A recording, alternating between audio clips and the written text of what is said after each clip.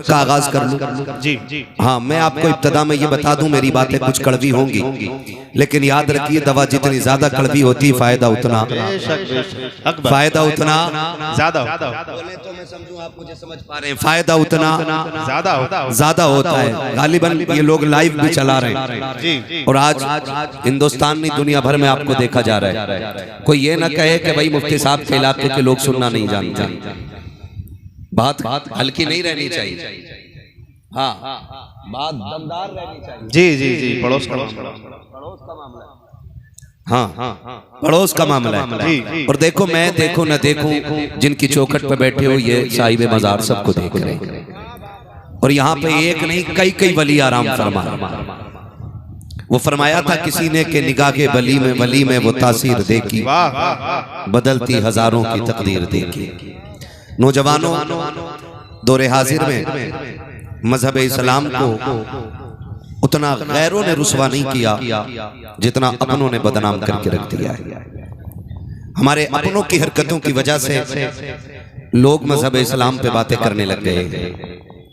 इसकी वजह यह है कि मजहब इस्लाम कोई इमारत नहीं है, मजहब इस्लाम कोई किला नहीं है, मजहब इस्लाम कोई मीनारा नहीं है जिसे देख करके इमारत के अच्छे या बुरे होने का फैसला किया जा सके।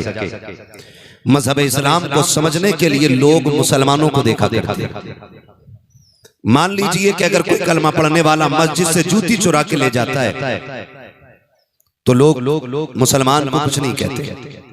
लोग कहते हैं ये इस्लाम के मानने वाले लोग हैं कि मस्जिद से जूते लेके चले जाते हैं।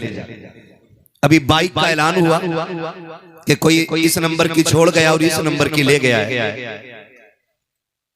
या तो उसकी गाड़ी फ्री लोक होगी या उसके पास मास्टर की होगी जो किसी भी गाड़ी में लग जाती होगी। और ये दोनों बातें खतरे से खाली नहीं। ये कोई इतनी बड़ी बात नहीं है। हमारे यहाँ तो मस्जिदों से जूते चोरी हो जाते हैं और फिर ऐलान किया जाता है कि कोई बंदा जूता चुरा के ले गया है, किसी ने चप्पल पहन लिया है। जबकि चप्पल जूता ऐसी चीज है कि अगर अंधा आदमी भी किसी दूसरे के जूते में पैर डाल दे तो जूता बता देता है कि ये तेरा नहीं है, लेकिन लोग फिर भी पहन जाते और 4 दिन बाद आके कहते मैंने देखा ही नहीं था पैर की तरफ। अब आप बताइए इसमें कितनी सच्चाई हो सकती है। आप कह रहे मैंने पैर की तरफ देखा ही नहीं था, आज नजर पड़ी तो पता चला इमाम साहब के ही पहना है। इमाम साहब ने पता किया कल क्यों नहीं आए थे, कल ससुराल गए हुए थे। सच निकल के सामने आता इनकी जूती टूटी थी, इमाम साहब की नई थी तो वही लेके चले गए। और फिर जब ये मर जाते तो इनका बेटा कहता हमारे अब्बा बड़े नेक थे। फिर बेटा कहता हमारे अब्बा बड़े नेक थे इम्तियाज भाई। फिर वो कहता कि परसों ख्वाब में आए और कह रहे थे बेटे मैं जन्नत में हूं। हालात देख, मस्जिदों के जूते चुराने वाले ख्वाब में आके कहते कि मैं जन्नत में हूं। मैं कहता हूं जब मरने के बाद ये सोचते हो कि कोई हमें जन्नती बताए तो फिर जीते जी जन्नत के अमल क्यों नहीं करते हम लोग? फिर हम जीते जी तैयारी क्यों नहीं करते? आज जो हमने गैरत के जनाजे निकाल रखे हैं, आज फला कव्वाल आ रहा है, फला कव्वाल आ रहा है, नौजवान कहता मजा नहीं आएगा जब तक मुकाबले में जवाब देने वाली ना हो। फिर कौम के कुछ बेगैरत लोग आगे पैसों की गड्डी लेके बैठ जाते हैं, जिधर का पल्ला भारी होता है उधर का जवान गड्डी लेके खड़ा होता है और फिर लोग बात करने लगते हैं आज देखा ठेकेदार के बेटे पे कितना पैसा है, आज पता चला फला पे कितना पैसा है। आग लगे ऐसी दौलत को जो इस्लाम को बर्बाद करने पे तुले है, जो इस्लाम को बदनाम करने पे तुले है। मेरा ऐलान किए पैसे वालों से, खुदा ने आपको दौलत से नवाजा है तो अय्याशियों के अड्डों पे न लौटाइए, तमाशों में न लगाइए। खुदा ने आपको दौलत से नवाजा है तो जा पूरी बस्ती में जाके तलाश कर, तेरी बस्ती में कोई बेवा भी रहती होगी, कोई यतीम बच्ची भी होगी। आज तक जिसके दरवाजे पे कोई रिश्ता लेकर के इसलिए नहीं आया कि उसके देने के लिए उसकी माँ के पास कुछ नहीं है। खुदा के वास्ते इस दौलत को उठाओ और गरीबों की झोली में डाल दो। खुदा की कसम अगर तेरी इस दौलत दौलत की वजह से किसी गरीब का घर आबाद होगा, अल्लाह उसके सदके में तेरी कब्र को जन्नत का गहवारा बना दे। अल्लाह, नारे तकबीर, नारे रिसालत, मसलके आला हजरत मुफ्ती हम्माद साहिब किबला, नारे तकबीर। दिल के फपोले चल उठे सीने के दाग से, इस घर को आग लग गई घर के चराग से। नियत अच्छी करें हम, और इतनी अच्छी नियत कर ले कि बस अगर कभी नियत भी बिगड़े, ख्याल आए उम्मती किसके हैं, बस इतना सोच लिया करो उम्मती किसके। कयामत का दिन होगा, नफसी नफसी का आलम होगा, अमल तोड़े जा रहे होंगे, जो जहन्नम के लायक होंगे हुक्म होगा ले चलो जहन्नम में। जब जहन्नमियों को फरिश्ते खींच के ले जा रहे होंगे ना, तो कुछ फरिश्ते देख के रोने लगेंगे। तो वो जहन्नमी कहेगा जहन्नम में मैं जा रहा हूँ, तुम्हें दुख किस बात का है, मैं जा रहा हूँ। फरिश्ते कहेंगे तेरे जहन्नम में जाने न जाने से हम पे फर्क नहीं पड़ता, रोना इस बात पे आ रहा है किसकी उम्मत में पैदा हो के जहन्नम में जा रहा है। ये ख्याल रहना चाहिए उम्मती किसकी। और ये जरूरी नहीं है कि शरीयत सिर्फ उलमा पे लागू होती है, सिर्फ हुफ़ाज़ और कुर्रा पे लाजिम हो। शरीयत हर उस शख्स पे लाजिम आती है कि जिसने मोहम्मद अरबी का कलमा पढ़ा है। बेशक बेशक। मैं ज्यादातर नौजवानों से गुजारिश करूंगा, खुदारा अगर दुनिया और आखिरत की कामयाबी चाहते हो तो नीयत अच्छी कर ले, नीयत अच्छी कर ले। नीयत अच्छी होती है तो फिर खुदा की रहमतें साथ दिया करती है, खुदा की रहमतें साथ दिया करती है। और याद रखिएगा, अगर आज किसी से कहें भाई झूठ ना बोला करो, कहता मौलाना मुंह बंद रखो, झूठ ना बोले दुकान नहीं चलती है, बिजनेस ठप हो जाएगा, बच्चे भूखे मर जाएंगे। मैं सीधी बात कहता हूँ, रज़ाक दुकान नहीं है, रज़ाक अल्लाह है। रिज़्क कौन देता है?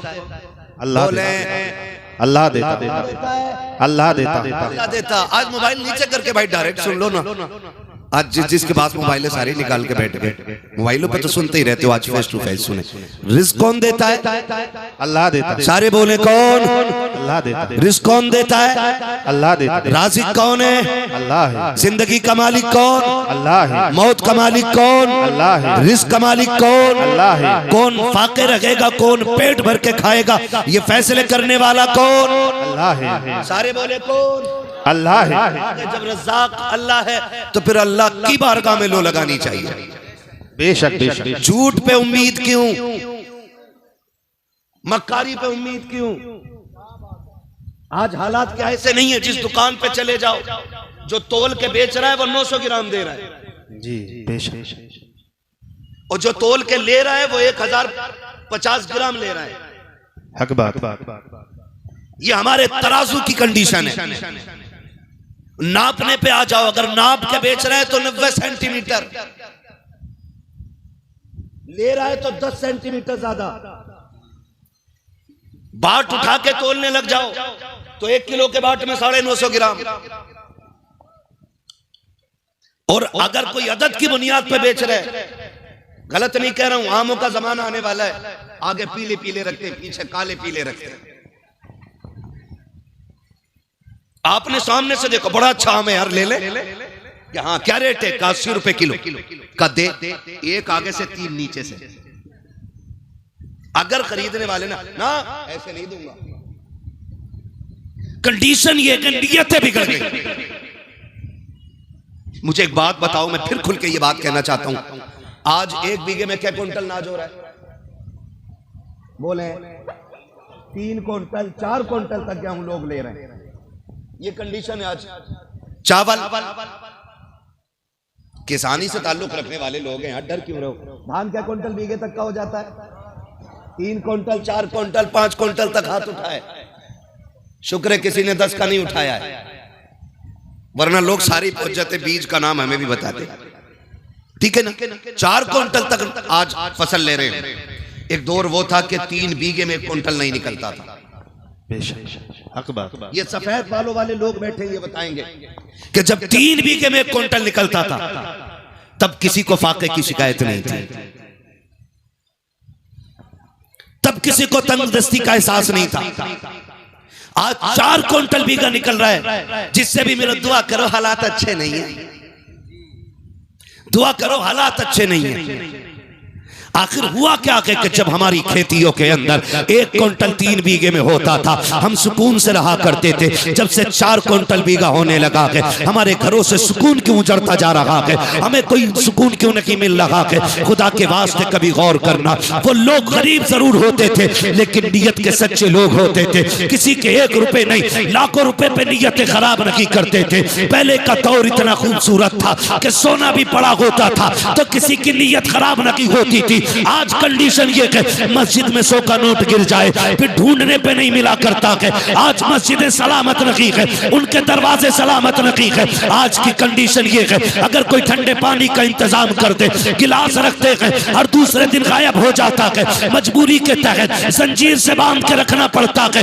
मैं पूछना चाहता हूँ, हमने किस नबी का कलमा पढ़ा है? हम कौन सी कौम कहलाते हैं? हमारी मस्जिदों के दरवाजे महफूज नहीं है, हमारे समरसेबिल महफूज नहीं है, हमारे मस्जिद के दरवाजों पे रखे हुए फ्रिज महफूज नहीं है। फिर किस मुंह से कहते हैं हम जन्नती है? याद रखिएगा, जन्नत तेरे मेरे बाप की जागीर नहीं है। जन्नत उसे मिलेगी जिसे मुस्तफा अता करेंगे और मुस्तफा उसे अता करेंगे जो मुस्तफा के तरीके पे जिएगा। इसलिए बरेली से आवाज आती है, आज ले उनकी पनाह, आज मदद मांग उनसे, कल न मानेंगे कयामत में अगर मांगे। वाह वाह, नारे तकबीर, नारे रिसालत, मसलके आला हजरत मुफ्ती हम्माद साहिब किबला, नारे तकबीर।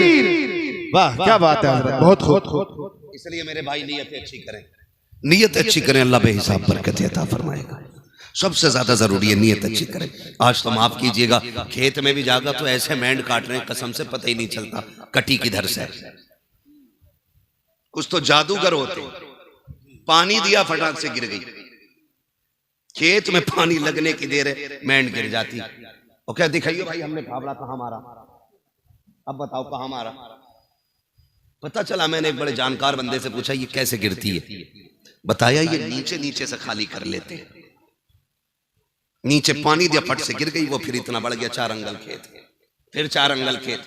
इसमें बरकत, इसमें बरकत नहीं होगी, बोले सारे, इसमें बरकत नहीं होगी, नहीं होगी और होगी ही नहीं।